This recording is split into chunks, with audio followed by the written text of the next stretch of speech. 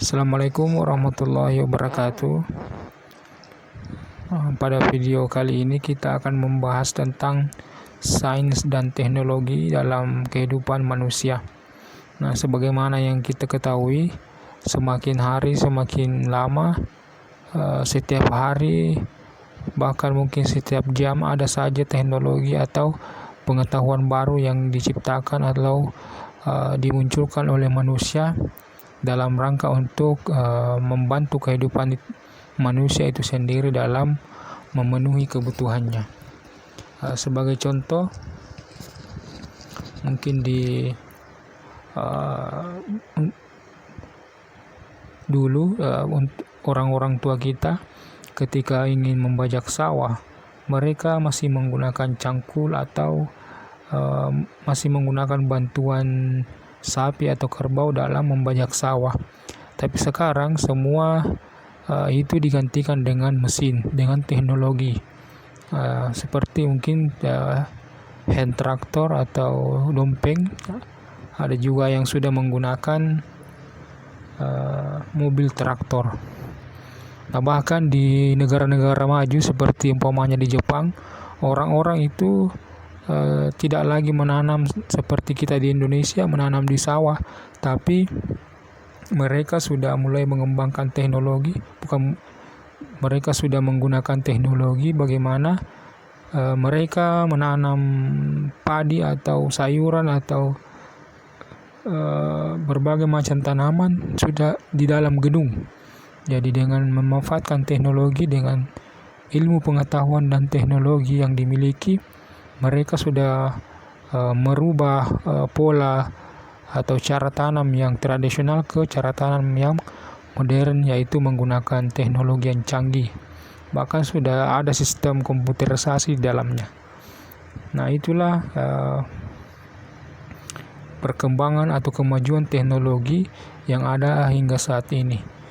Adapun di dunia kesehatan, mungkin kita bisa lihat dulu kalau kita dulu jenis kelamin seorang bayi itu baru bisa kita ketahui ketika sudah lahir. Tapi sekarang sebelum lahir pun sudah bisa diketahui jenis kelaminnya dengan menggunakan teknologi USG atau USG. Bahkan ada beberapa teknologi yang sudah bisa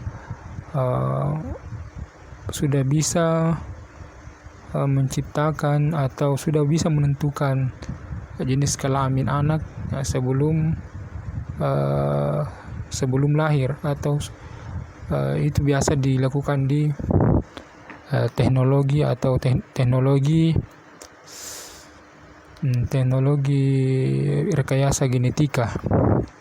Nah, jadi pada saat sperma dan ovum bertemu sudah bisa ditentukan jenis kelaminnya, mau laki-laki atau perempuan. Jadi seperti itu. Begitulah kecanggihan teknologi hingga saat ini. Bahkan yang paling sering kita temui atau yang paling dekat dengan diri kita adalah teknologi komunikasi, yaitu HP atau handphone atau Android. Nah, dengan teknologi, dengan satu alat ini, kita bisa mengetahui berbagai macam informasi, baik dari dalam negeri bahkan dari luar negeri. Kita bisa mengetahui informasi dengan sangat cepat. Mungkin detik ini kejadiannya di Eropa, di Inggris, tidak sampai 1 menit kita di Indonesia sudah bisa mengetahui. Begitulah kecanggihan teknologi informasi. Dulu kita cuma bisa mengirim pesan lewat SMS, sekarang sudah ada namanya video call. Begitulah kecanggihan teknologi yang diciptakan oleh manusia. Nah, kemampuan manusia dalam menemukan ilmu pengetahuan dan teknologi ini berasal atau dikarenakan manusia adalah makhluk yang berakal. Jadi Tuhan menciptakan manusia itu sebagai makhluk yang berakal. Jadi dengan akal yang dimiliki oleh manusia, maka akan terus mendorong untuk berbuat demi kepentingan dan peningkatan hidup manusia itu sendiri. Jadi segala sesuatu yang dilakukan, sesuatu yang dilakukan oleh manusia itu akan terus berkaitan dengan pemenuhan kebutuhannya.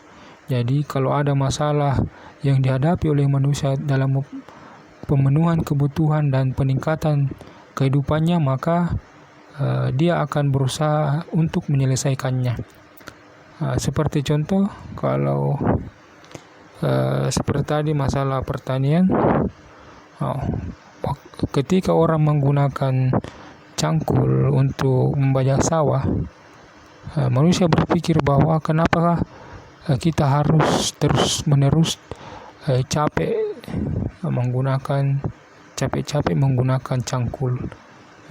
Ada kemungkinan kita bisa melakukan pekerjaan itu lebih mudah, tenaga kita lebih berkurang, tapi hasilnya tetap sama atau bahkan melebihi dari ketika kita bekerja menggunakan tenaga sendiri. Nah, maka dari itu manusia berpikir untuk menemukan yang namanya teknologi, menemukan yang namanya mesin, sehingga pekerjaan itu lebih mudah dan menghasilkan sesuatu yang lebih banyak.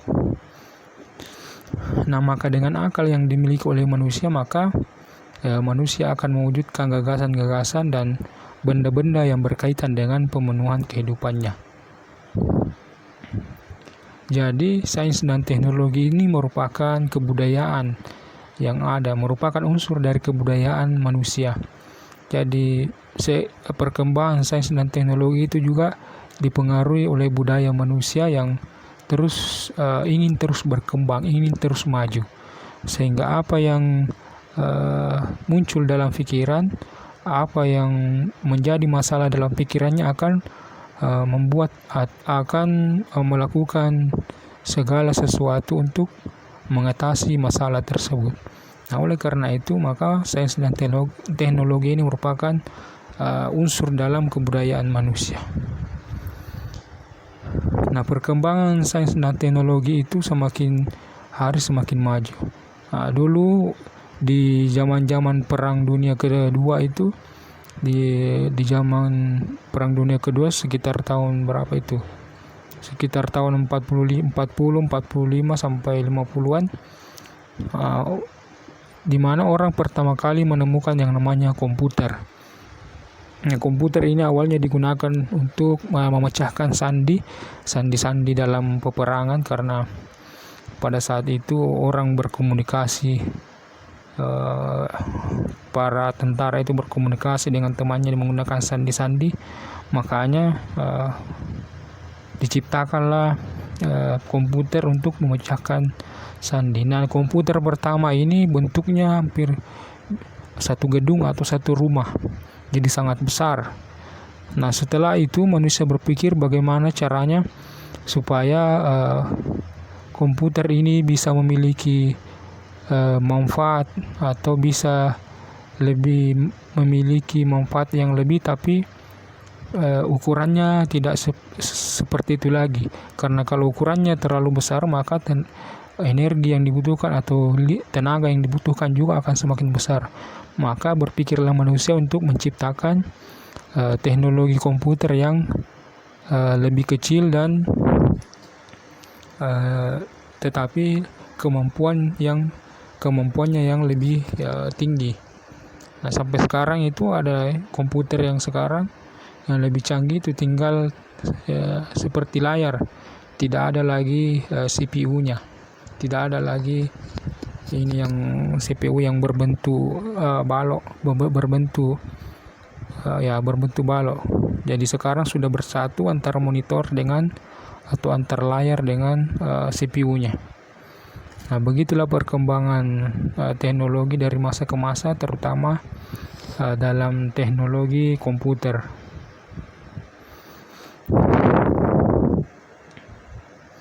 Nah, ilmu pengetahuan dan apa itu ilmu pengetahuan dan sains? Sains itu sebenarnya sama saja dengan ilmu pengetahuan. Jadi sains itu berasal dari kata Latin scientia, Dia bahasa Latinnya adalah scientia yang merujuk kepada ilmu pengetahuan. Jadi tidak semua ilmu pengetahuan itu dianggap sebagai sains. Jadi ini harus kita garis bawahi bahwa tidak semua ilmu dianggap sebagai sains atau dianggap sebagai ilmu pengetahuan. Nah, sains adalah ilmu yang sistematik dan dapat diuji kebenarannya. Jadi nanti dikatakan sains atau ilmu pengetahuan itu kalau sudah dilakukan penelitian, sudah terbukti kebenarannya secara empirik atau secara nyata. Tidak bisa dikatakan ilmu pengetahuan kalau belum bisa dinyatakan secara nyata, bukan ilmu nyata. Sebagai contoh, ilmu santet. Ilmu santet itu tidak termasuk dalam sains, walaupun mungkin ada orang yang membuktikan bahwa itu adalah benar, tapi secara sains belum bisa dibuktikan, secara ilmiah belum bisa dibuktikan secara nyata bahwa itu adalah sebuah ilmu pengetahuan yang bersifat sistematik dan dapat diuji kebenarannya. Nah, oleh karena itu nanti disebut ilmu pengetahuan kalau dia sudah bisa dibuktikan kebenarannya atau sudah bisa disusun secara sistematis atau beraturan. Nah, adapun yang dimaksud dengan teknologi ini berasal dari bahasa Yunani yang berarti techno dan logia. Jadi techno itu berarti seni, yaitu kerajinan, logia itu berarti ilmu. Jadi teknologi ini dapat diartikan sebagai ide atau prosedur atau peralatan yang digunakan dalam penerapan ilmu pengetahuan. Jadi teknologi ini adalah ide, prosedur atau peralatan. Jadi bisa dalam bentuk ide atau prosedur atau dalam bentuk peralatan-peralatan. Mungkin yang lebih kita kenal sekarang ini adalah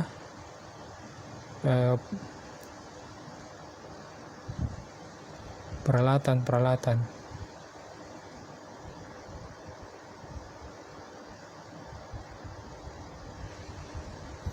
Nah, selanjutnya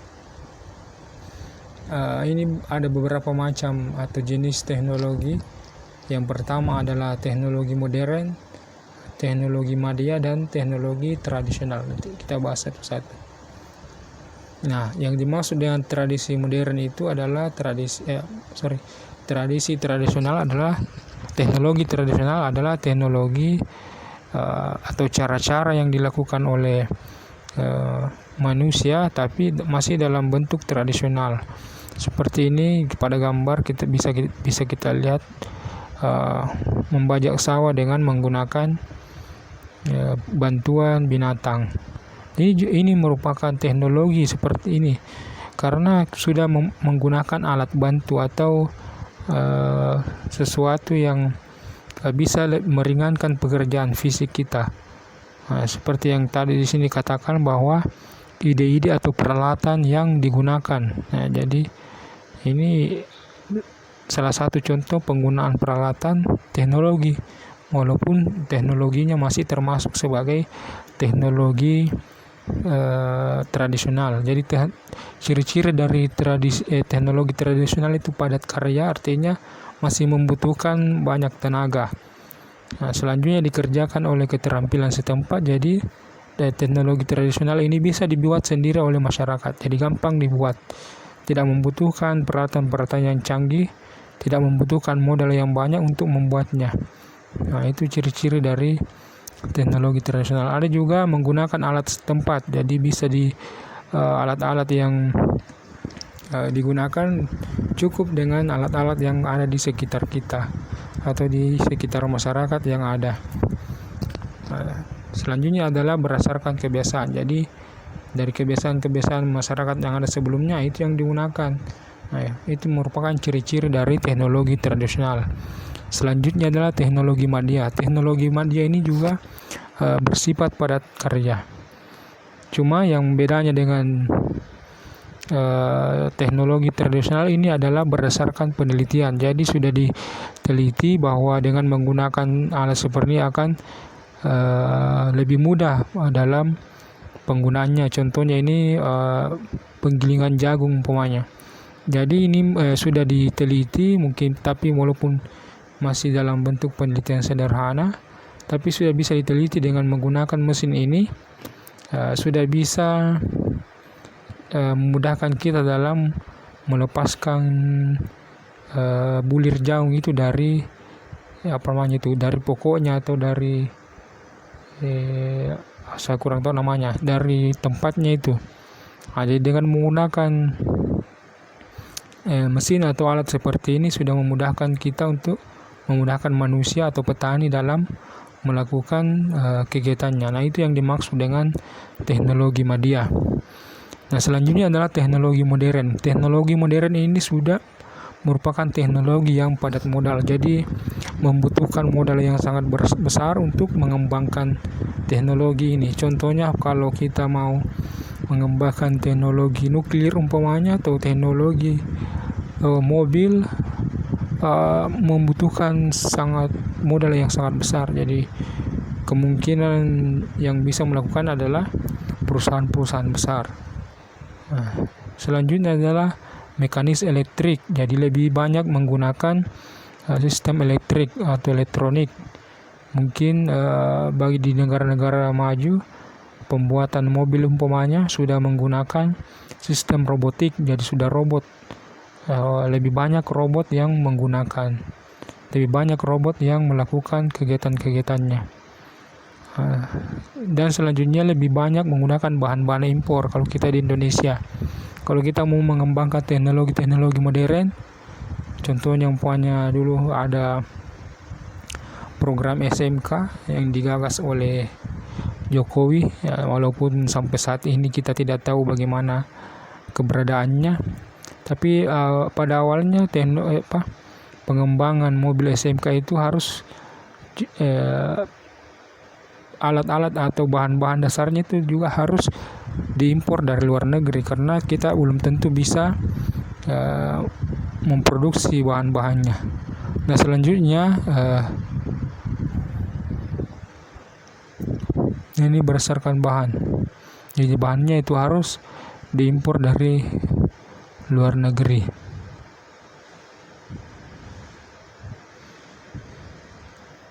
Nah, selanjutnya ini beberapa macam teknologi modern yang bisa kita lihat dalam kehidupan sehari-hari ini, seperti teknologi informasi dan komunikasi. Nah, ini handphone, internet, televisi, apalagi televisi, radio, semuanya itu termasuk dalam teknologi informasi dan komunikasi. Nah, teknologi kesehatan itu juga banyak macamnya. Ada mungkin teknologi diagnostik, bagaimana pemeriksaan diagnostik yang lebih canggih. Nah, ini ada gambarnya. Untuk gambar yang kedua, gambar pemeriksaan diagnostik MRI. Jadi itu bagaimana kita bisa melihat kinerja otak, kita bisa melihat kita bisa melihat kinerja otak, kita bisa melihat kondisi otak yang dialami dengan menggunakan alat ini. Dan alatnya itu sangat mahal. Kalau tidak salah, saya pernah mendapat informasi dari teman, tidak ada di bawah 10 miliar untuk satu alatnya. Dan semakin canggih alatnya, maka semakin mahal juga harganya, seperti itu. Ada juga namanya teknologi kecerdasan buatan, kecerdasan artifisial seperti robot. Nah, jadi itu kecerdasan buatan. Teknologi olahraga dan rekreasi. Baru-baru ini saya melihat di video di televisi ada namanya liburan atau rekreasi virtual. Jadi kita menggunakan handphone atau seperti ada juga yang menggunakan seperti kacamata. Kita kalau mau rekreasi secara virtual, ada beberapa website atau negara yang bisa menyediakan. Selanjutnya adalah teknologi konstruksi. Nah, sekarang banyak sekarang itu banyak sekali aplikasi-aplikasi yang bisa kita gunakan untuk contoh untuk mendesain rumah, untuk mendesain konstruksi. Mungkin bagi teknik-teknik sipil bisa mendesain jembatan dengan menggunakan aplikasi, bisa juga mendesain bangunan dengan menggunakan aplikasi. Dengan bantuan aplikasi ini kita sudah bisa memperhitungkan bahan-bahannya, bentuknya bagaimana yang diinginkan, kebutuhan tenaganya dan semuanya. Nah, itu merupakan beberapa contoh teknologi konstruksi. Bisa juga teknologi konstruksi itu peralatan-peralatan yang digunakan saat membangun gedung tinggi, umpamanya ada yang namanya kren, ya pokoknya canggih. Nah, selanjutnya adalah teknologi militer. Nah, ini sekarang seperti pesawat tempur atau kapal selam atau seperti yang dimiliki Amerika umpamanya, kapal yang menampung beribu jet di dalamnya, kapal tempurnya yang canggih. Ada juga pesawat yang sudah yang tidak bisa dideteksi oleh radar umpamanya. Nah, itu merupakan berbagai macam teknologi militer. Ada juga teknologi rumah tangga, seperti umpamanya teknologi rumah tangga. Kalau di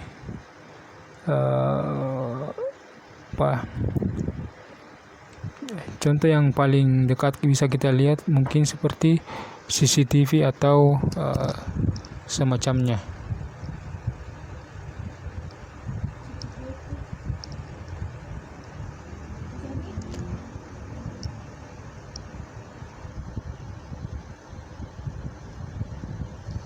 Nah, selain itu ada juga teknologi transportasi luar angkasa. Nah, beberapa tahun lalu saya melihat kita melihat informasi dari televisi atau internet itu, beberapa ilmuwan mulai mengembangkan atau mulai membangun kehidupan di planet lain, mungkin seperti di Mars. Jadi katanya di sana sudah ada tempat yang dibangun dan sudah ada beberapa orang yang sudah mendaftar untuk hidup di sana. Nah, itu merupakan beberapa bentuk teknologi luar angkasa. Nah, inilah beberapa macam teknologi yang mutakhir yang kita bisa lihat dalam kehidupan sehari-hari. Nah, selanjutnya adalah peran teknologi dalam atau bagi manusia. Nah, bagi manusia tentu menciptakan teknologi atau menemukan teknologi atau ilmu pengetahuan itu tentu ada tujuannya.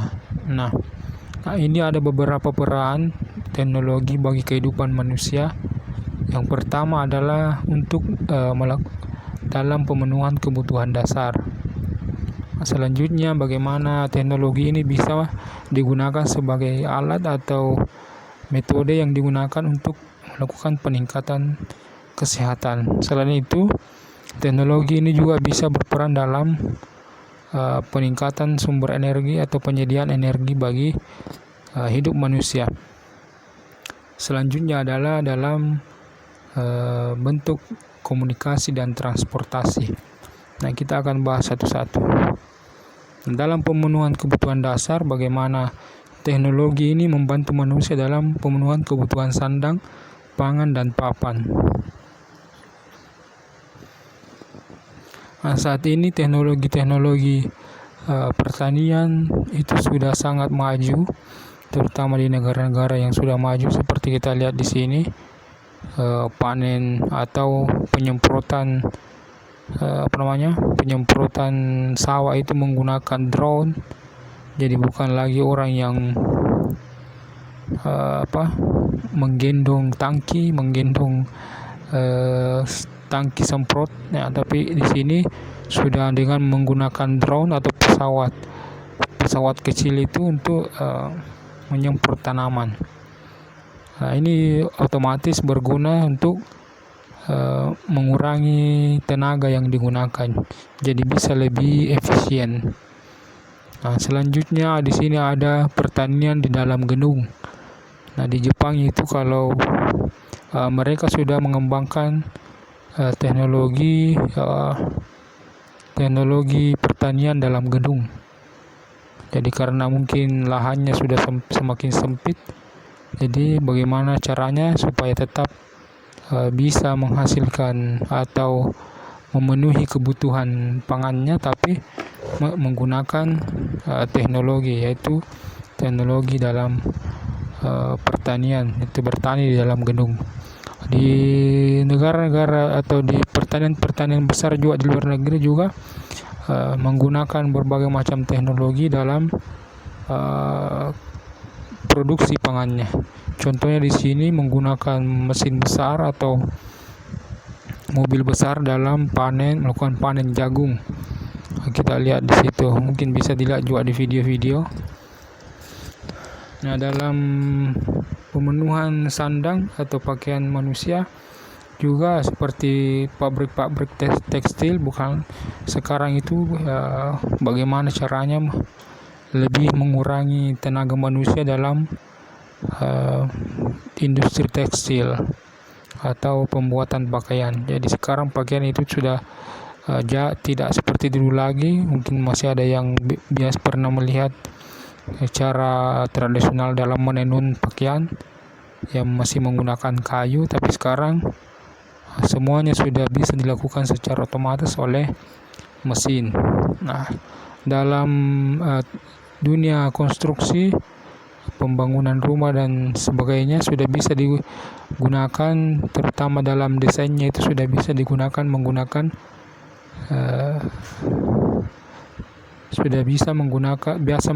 teknologi, dibantu oleh teknologi dalam menggambar umpamanya. Sedangkan di dalam kesehatan, dalam bagaimana pembuatan obat-obatan, pemeriksaan diagnostik, juga ada sudah menggunakan sistem operasi menggunakan robotik di negara-negara maju. Nah, ini contohnya sekarang rapid test dalam pencegahan COVID-19. Dalam deteksi dini COVID-19 kita bisa menggunakan rapid test. Nah, rapid test ini mungkin sekitar 1-2 jam saja hasilnya sudah bisa diketahui apakah positif atau negatif.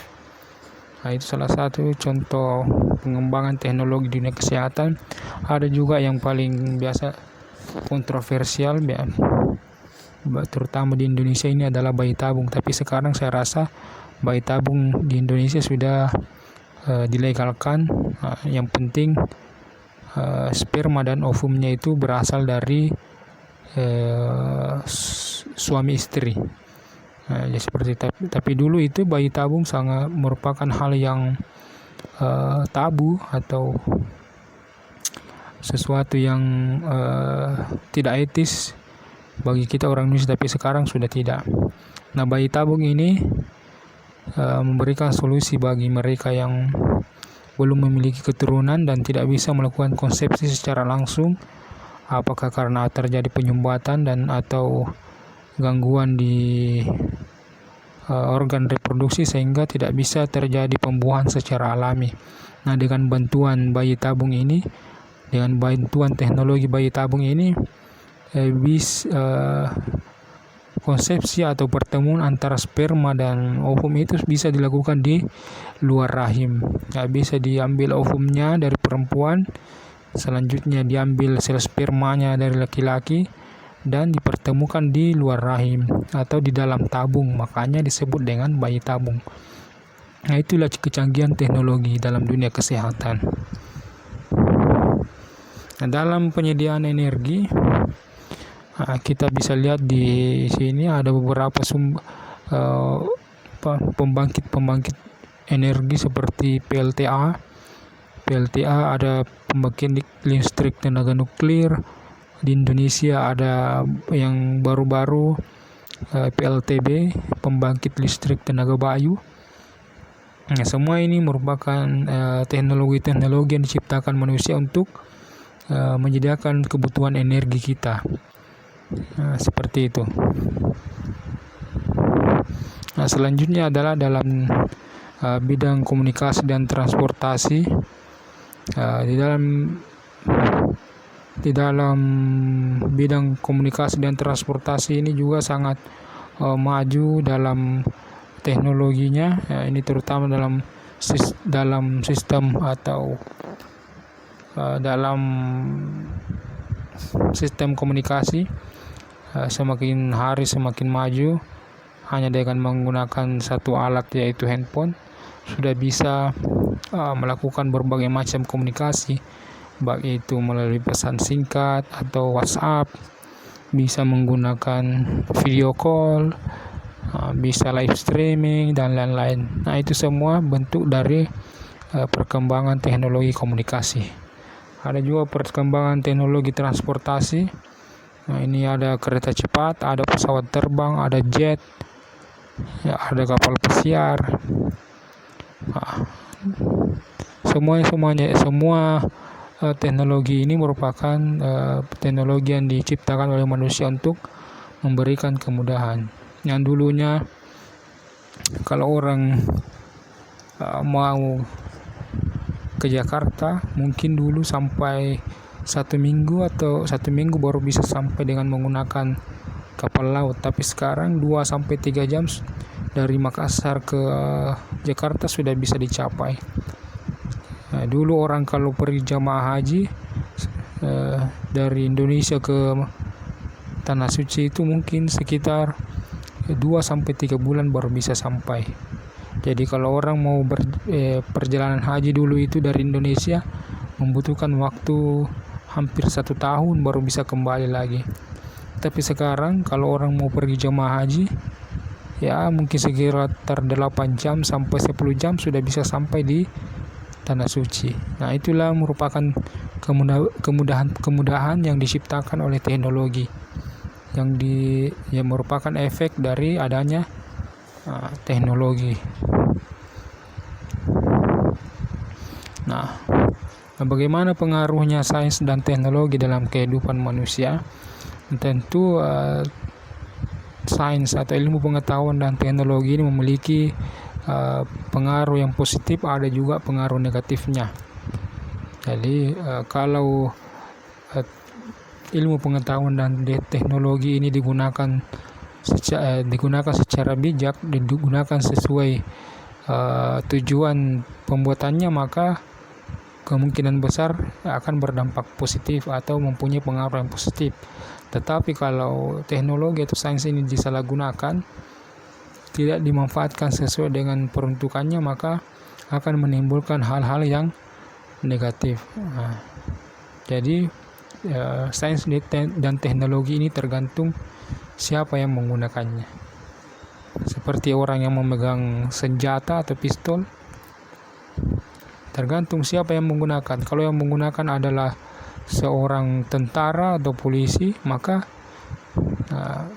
pistol atau senjata ini bisa bermanfaat untuk menjaga keamanan masyarakat. Tapi kalau pistol atau senjata ini dipegang oleh seorang penjahat, maka akan digunakan atau disalahgunakan. Mungkin dipakai merampok, dipakai membunuh orang, dipakai menganiaya orang. Nah, itu karena yang menggunakan teknologi atau menggunakan pistol atau senjata ini adalah orang yang tidak baik, seperti itu. Jadi pengaruh sains dan teknologi itu ada yang positif, ada juga yang negatif. Nah, ini beberapa pengaruh positifnya, diantaranya adalah bagaimana untuk meningkatkan kesejahteraan manusia. Tentu tujuan dari sebuah teknologi itu adalah bagaimana memenuhi kebutuhan kita, bagaimana kita bisa menghasilkan produk yang sebanyak-banyaknya dengan menggunakan tenaga yang sekurang-kurangnya sehingga kita lebih produktif. Nah, dalam hal semakin tinggi produktivitas yang kita miliki, maka itu bisa menunjang kesejahteraan kita. Nah, selanjutnya adalah untuk mempermudah pemecahan masalah. Jadi dengan bantuan teknologi ini banyak masalah-masalah yang dihadapi oleh manusia bisa diselesaikan dengan mudah. Nah, sebagai contoh, kalau saya dulu waktu masih SMA di Makassar, kalau mau minta kalau kehabisan uang harus mengirim surat lewat bus atau mobil, mungkin 2 atau 3 hari baru bisa sampai ke kampung. Tapi kalau sekarang, kalau Anda mau minta uang detik ini, tidak cukup 1 menit sudah bisa sampai. Orang di rumah, orang di kampung tidak usah keluar rumah sudah bisa mentransfer dari rumah, yaitu melalui e-banking atau SMS banking. Nah, seperti itulah kemudahan-kemudahan atau pengaruh positif yang bisa kita manfaatkan dari teknologi. Ada juga memajukan peradaban, jadi semakin maju peradaban manusia. Jadi dengan pengaruh teknologi ini, peradaban manusia yang dulunya mungkin masih tradisional sudah bisa lebih modern. Nah, sebagai contoh sekarang di kampung-kampung, kalau dulu orang susah dalam belajar, tapi sekarang orang di kampung-kampung, saya lihat orang-orang tua itu dengan menggunakan handphone mereka juga sudah bisa mengenal dunia. Dengan adanya bantuan teknologi HP ini sudah bisa mengenal dunia luar, bukan saja dunia yang ada di kampungnya, seperti itu. Jadi itu termasuk pengaruh positif dari sebuah teknologi. Nah, ada pun beberapa pengaruh negatifnya seperti ini, kerusakan lingkungan. Nah, dengan adanya teknologi, terutama teknologi mesin, seperti mesin-mesin yang digunakan oleh industri, itu memberikan dampak yang besar terhadap lingkungan, baik itu pencemaran udara, pencemaran air, atau pencemaran tanah. Itu semua bisa terjadi dengan adanya teknologi.